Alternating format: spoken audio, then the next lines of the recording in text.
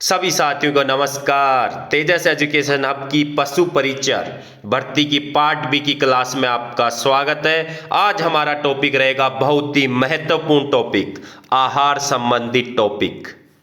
पशुओं को क्या आहार देना चाहिए, संतुलित आहार में क्या होना चाहिए। आहार से संबंधित आपने अगर जितने भी पहले पशुपालन से संबंधित पेपर देखे उनमें 1 से 2 क्वेश्चन आहार से संबंधित पूछे गए हैं। तो इस टॉपिक को बिल्कुल विस्तार से जानिए और रट लीजिएगा बिल्कुल। शुरुआत करते हैं। पशुओं के संतुलित आहार में चारा होना चाहिए 2/3 भाग, 1/3 भाग, 1/2 भाग, कोई नहीं। देखिए, अगर पशुओं को हम चारा खिला रहे हैं तो और उन्हें संतुलित आहार देना चाहते हैं तो चारा कितना भाग होना चाहिए कुल का? तो चारा होना चाहिए 2/3 भाग। तो 2/3 भाग ऑप्शन नंबर ए बिल्कुल सही है। 2/3 भाग में देखिए चारा हो सकता है 2 प्रकार का, एक सूखा चारा और एक हरा चारा। सूखा चारा और हरा चारा, ये क्वेश्चन एग्जाम में पूछे जा चुके हैं। तो आहार का चारा होना चाहिए 2/3 भाग। अब उस 2/3 भाग में कुल चारा जो अपन पशुओं को खिला रहे हैं उनमें सूखा चारा कितना होना चाहिए? 3/4 भाग। रट लेना बिल्कुल। हरा चारा होना चाहिए 1/4। देखिए, एक बार मैं पुनः आपको समझा देता हूं, बहुत ही महत्वपूर्ण टॉपिक है, अपनी पूरी नजरें गड़ा दीजिए।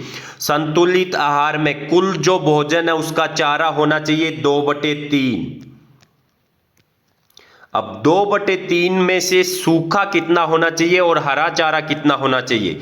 तो सूखा चारा होना चाहिए 3/4 भाग और हरा चारा होना चाहिए 1/4। एक और गजब, बहुत ही महत्वपूर्ण क्वेश्चन, पशुओं के संतुलित आहार में दाना होना चाहिए। देखिए, जो दाना होता है वो पशुओं को प्रोटीन,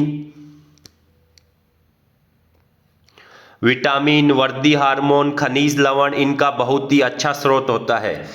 तो देखिए, जो चारा है वो 2/3 होना चाहिए, तो बाकी का 1/3 भाग क्या होना चाहिए? दाना होना चाहिए 1/3 भाग। Option number B. ये क्वेश्चन 5 से 6 बार एग्जाम में पूछा जा चुका है। फसल हरी अवस्था में काटकर वायु रहित स्थान पर भंडार किया गया चारा कहलाता है। साइलेज है, लूम, पाला। देखिए, मैं थोड़ा बहुत आपको पहले समझा चुका हूं इसके बारे में, लेकिन ये टॉपिक बहुत ही विस्तार से जानने योग्य है।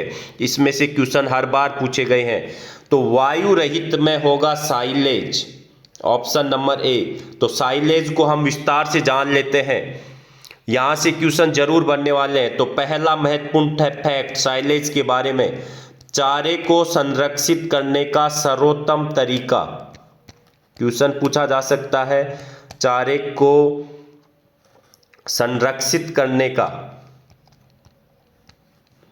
चारे को संरक्षित करने का सर्वोत्तम तरीका कौन सा है? तो उसका उत्तर होगा साइलेज। दूसरा, ये किण्वन द्वारा बनाया जाता है, किण्वन की प्रक्रिया फॉलो की जाती है इसमें साइलेज बनाने में। तो किण्वन युक्त चारा कौन सा है, ये भी क्वेश्चन पूछा जा सकता है, साइलेज। क्वेश्चन एक बार पूछा जा चुका है कि साइलेज बनाने के लिए सबसे उपयुक्त फसल कौन सी होती है? तो साइलेज बनाने के लिए सबसे उपयुक्त फसल होती है मक्का। साइलेज में नमी होती है 60%। पूछा जा सकता है नमी कितनी होती है साइलेज में? 60%। और साइलेज बनाने में कितना समय लगता है? 3 माह। तो ये साइलेज से संबंधित महत्वपूर्ण फैक्ट को हमने जाना है। फसल हरी अवस्था में काटकर वायु की उपस्थिति में भंडार किया गया चारा कहलाता है साइलेज, है, लूम, पाला। देखिए वायु की अनुपस्थिति में साइलेज होता है और वायु की उपस्थिति, मान लीजिए अपने गांव में क्या होता है, ज़्यादा हरा चारा होता है तो हम उसे हवा में सुखा देते हैं, तो वो अपन जो सुखाते हैं वो कहलाता है हे। ऑप्शन नंबर बी समझ में आ गया होगा, हे जो अपन गाँव में सुखाते हैं, ज़्यादा हरा चारा हो जाता है तो खुली हवा में सुखा देते हैं, फिर वो सूखा चारा हो जाता है। तो ऑप्शन नंबर बी।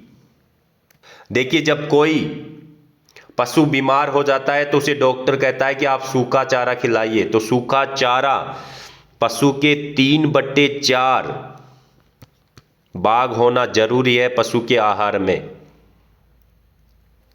देखिए हे बनाने के लिए सबसे उपयुक्त फसल होती है बरसीम। इसमें नमी बहुत कम होती है। आप देखिएगा गांव में जो सूखा चारा होता है उसमें नमी देखना बहुत ही कम होती है, नमी होती है 10 से 15%।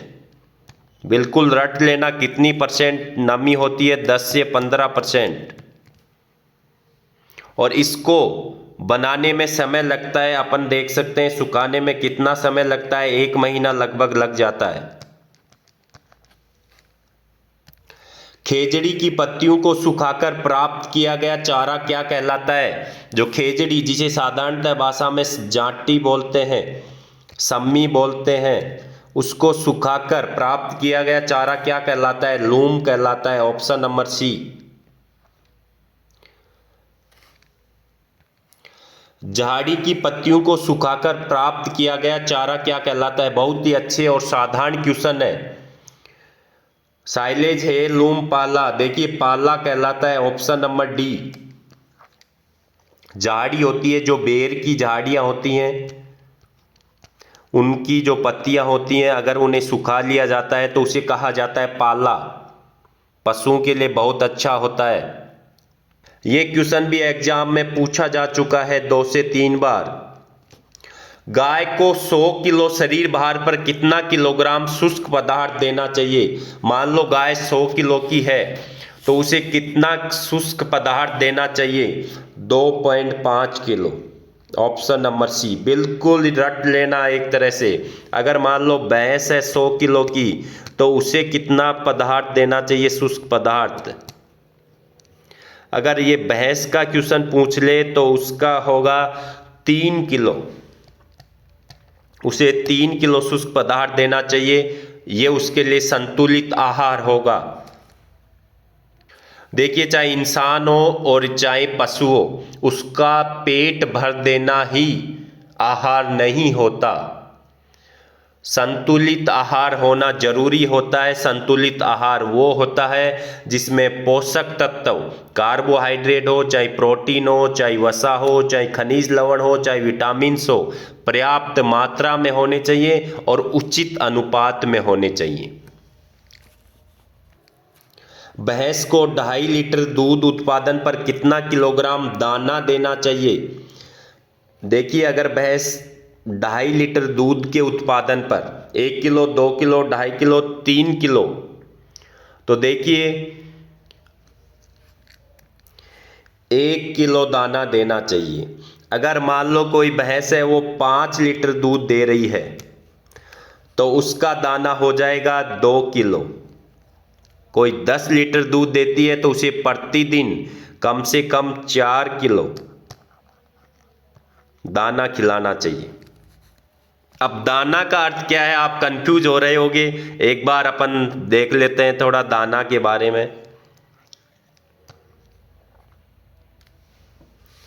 अब दाना, मारवाड़ी भाषा की बात करें तो जो अपन उनको काकड़ा देते हैं, काकड़ा, बिनोला बोला जाता है जिन्हें,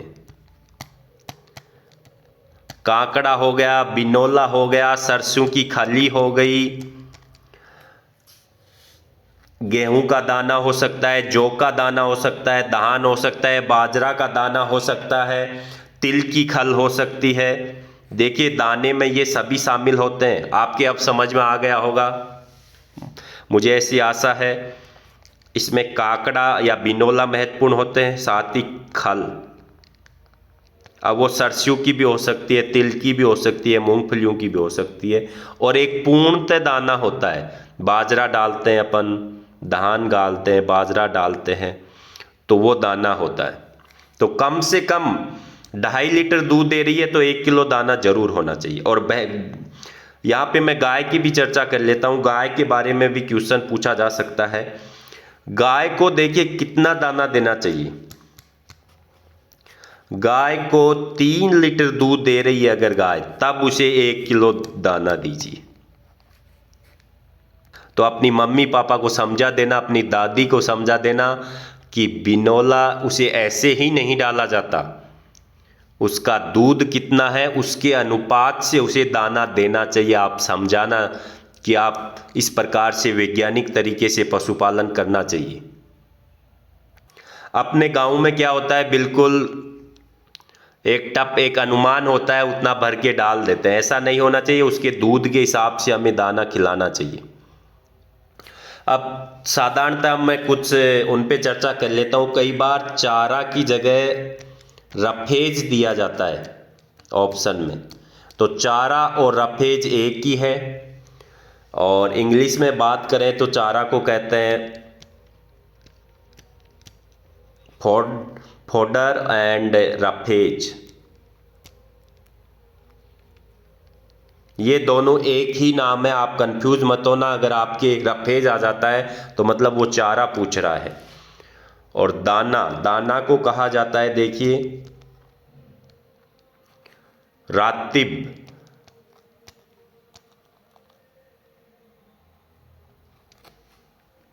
तो इस प्रकार आपको अगर अच्छा लगे तो अपने दोस्तों के साथ शेयर जरूर कर दीजिएगा। आपसे इतना मैं जरूर निवेदन करता हूं।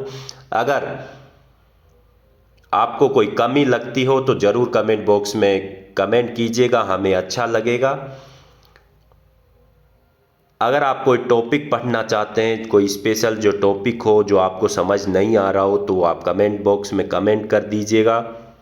सभी आपके जो विचार हैं, क्योंकि अपन सभी ग्रामीण पृष्ठभूमि से हैं और सभी